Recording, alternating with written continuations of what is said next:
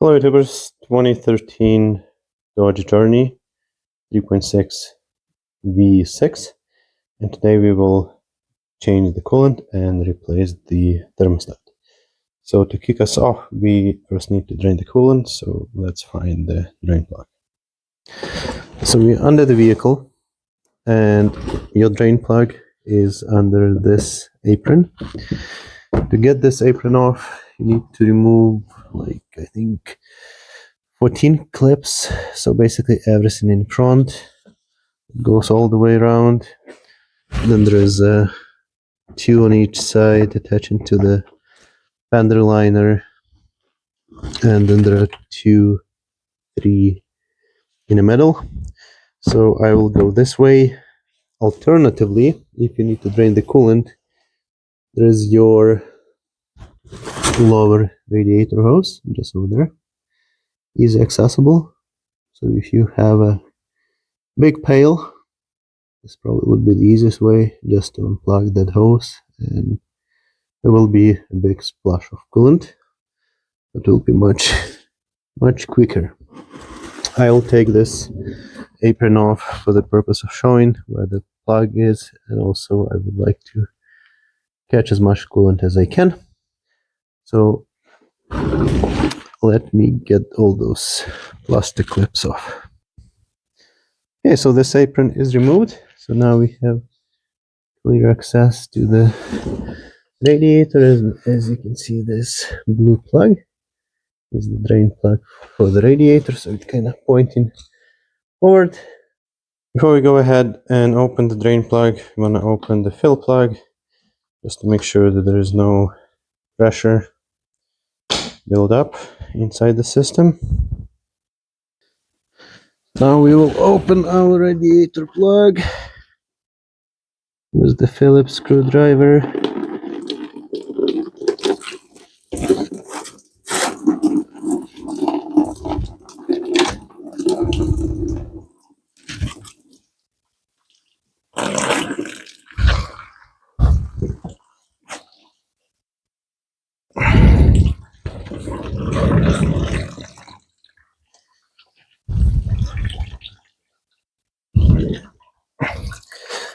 I hope you have some big catch trays, and this is making lots of mess. Considering how badly it drains from the drain plug, honestly, it's probably the best idea to remove that return hose, because the mess probably would be exactly the same, if not smaller, and you don't need to mess with that apron. But we will just let it drain for now. Okay, so while there's still coolant dripping, we will take the engine cover off, get closer to the thermostat. So here's our thermostat, and you can see there's some buildup going on. Anyway, we will go ahead and remove the supply hose. We'll just use channel lock pliers to get it off. So this is 2013, and this engine has around 100,000 kilometers on it. And that's what I usually see with those 3.6 Chrysler engines. Around 100,000 mark, this thermostat goes bad. And at the same time, around 10-year mark, most of the thermostat are considered to be good for up to 8 years. So this made 10 years, which is good. So before you remove the hose, you want to put your catch tray underneath, since there will be a splash of coolant. I'll just pull that hose off. Seems like it's still stuck a bit. So the easiest way to get it moving, just to grab your channel lock and turn it a few times, just to break that seal. And after that, I would expect it to come off.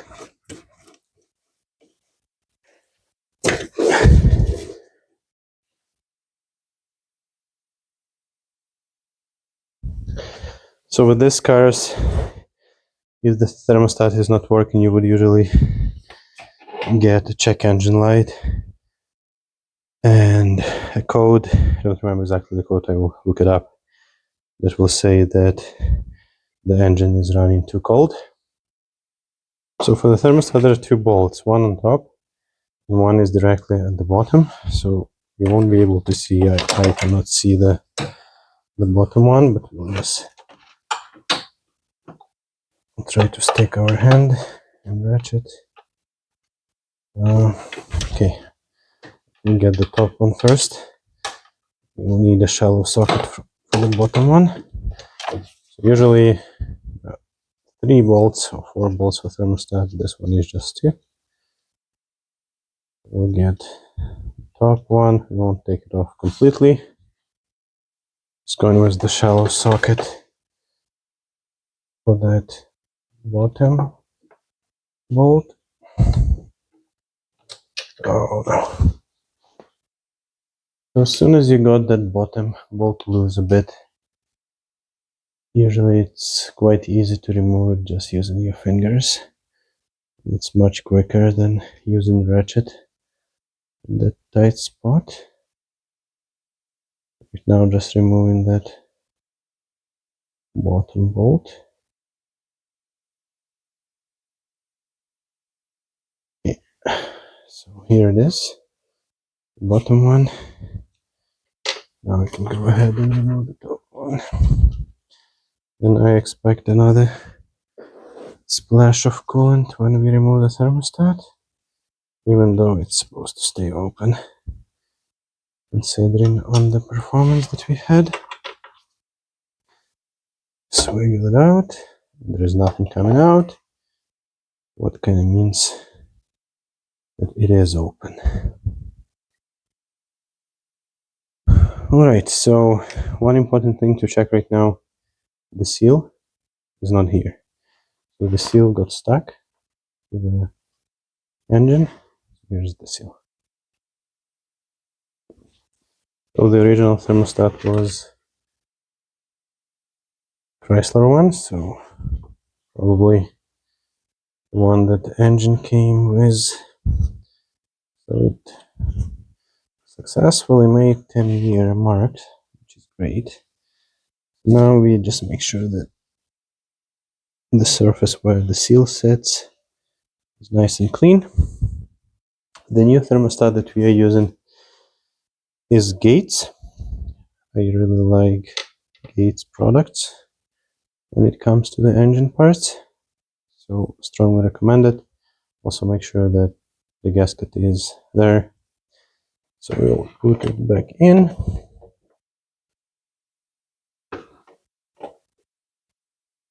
And we'll start with the top bolt.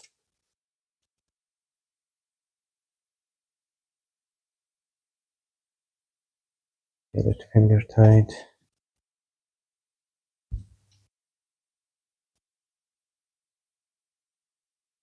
Now we'll move to the bottom one, so we'll just grab it and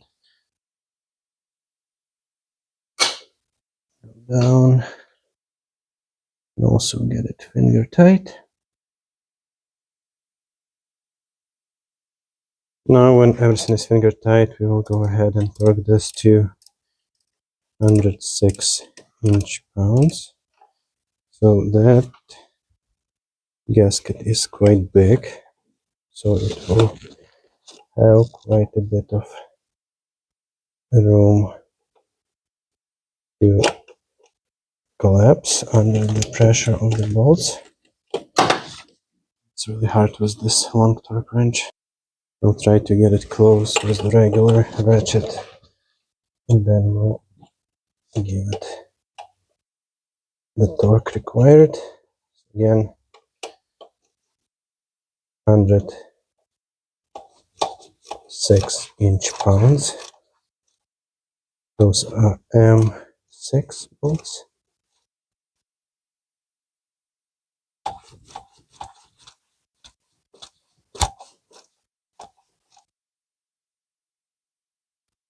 I will try to move this hose to the side so we have a little bit more room for the torque wrench to torque the bottom bolt.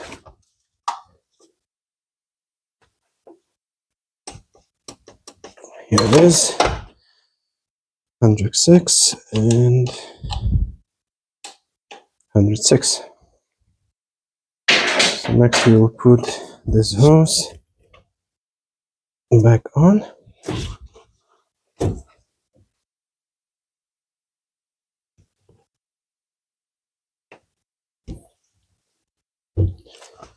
Okay, use channel lock pliers to get that clamp back on.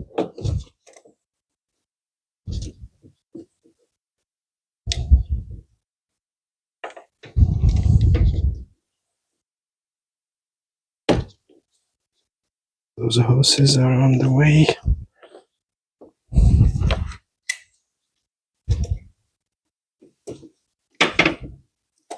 Oh, come on.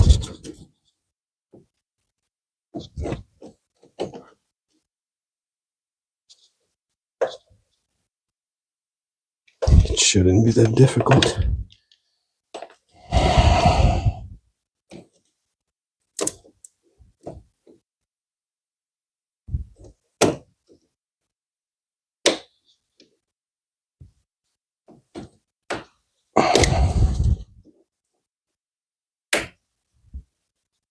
I know. Right. So next, while we are under the hood, we'll go ahead and we'll get this bleed screw loose. So that will, since the thermostat is closed here, there will be no flow, and we want the coolant to get close to the thermostat so the thermostat can open. We'll just remove that bleeder screw for now. Next, we will go under the car and turn the drain plug back in. Okay, to get the coolant in, I'm using the funnel, special funnel. It's really handy, it's not expensive. I will leave a link in the description to the video so you can check it out. Though with this type of reservoir you can work without it. It will just take more time to get it filled.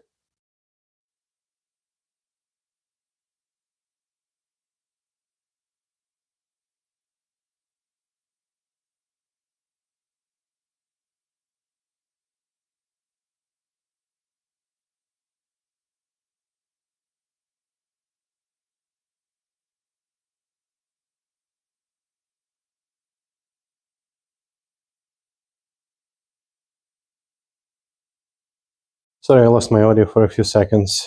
In terms of coolant, I'm using always concentrate and mix it 70-30, 70% of coolant and 30% of water. Main reason for that is here in Canada, where we are, the temperatures get below 40, and 50-50 coolant is good till -37. So 70-30, when it mixed with all the coolant that is still left in the system, at the end we are getting roughly 40-60, so 60% of coolant, which should be good to below like -42, -44. So we have put in already 3 liters, and we remember that we have our bleeder open. So keep an eye to catch when the fluid starts to come out from that bleeder. In terms of the coolant type, as long as you use, and you can see that there is a fluid coming out of that bleeder now. So we will plug it at this point. So the bleeder is plugged. We have put 4 liters right now. So in terms of coolant type, most of the modern coolants are all the same. They have different colors, just kind of match what you have in the vehicle, but the base is the same. So as long as you use clean distilled water without any minerals in it, you can buy any type of coolant for modern vehicles. Any multi-vehicle, multi-purpose works just fine. You don't need to pay extra from your dealership. It's same stuff, might be slightly different, but it won't make a difference in the performance as long as it's one made for modern vehicles, not for older vehicles where the parts, radiators and heaters were made not from aluminum. So we have 5 liters of coolant in, and you can see that the reservoir is getting full. So we will squeeze the supply hose a few times just to get any air out. So we'll do the same with the return hose.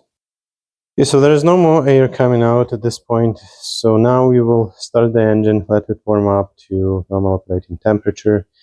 We basically will be waiting for the thermostat to open and for that supply hose to get hot. In that case, we know that the thermostat opens and the coolant can go through big circuits through the radiator.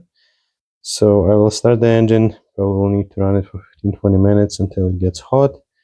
Then we will check the hose. Also, in some cases, there will be air gap around the thermostat, so it will not open. And we need to watch for that, because if it does not open, the fan kicks in, it's still not open, engine overheats. So if we see that the engine temperature goes above normal operating temperature, we shut down the engine. We try to squeeze the hoses a few more times. Maybe we'll try this bleeder.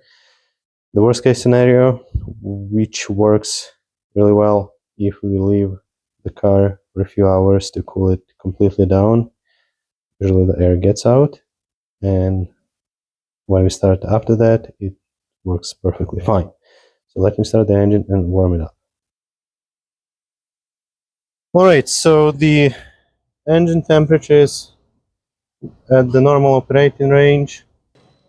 Also, we saw that the fan kicked in, so it's time to check the radiator hose that comes from the thermostat. And it's hot. So the thermostat open, we can leave the engine running for 5 more minutes, make sure that it does not overheat. But seems like everything is working as it's supposed to. The coolant level is where it's supposed to be. So this is cold range, we are hot, we are just a little bit above. So this is perfect. So at this point, we will make sure that the engine does not overheat, that it's not supposed to, and we'll shut it off. So the engine is shut off. The coolant level is exactly where it's supposed to be. So now we will go ahead and put the radiator cap back on. We will monitor at least for a few cold hot cycles, because there still could be some air which will come out, so make sure that the level does not drop.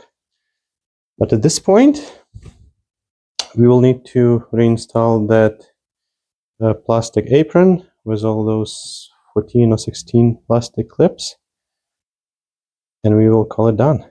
Thanks for watching. Please like and subscribe. Please check the description to the links for the parts, tools, supplies that you might need. Do it yourself, guys.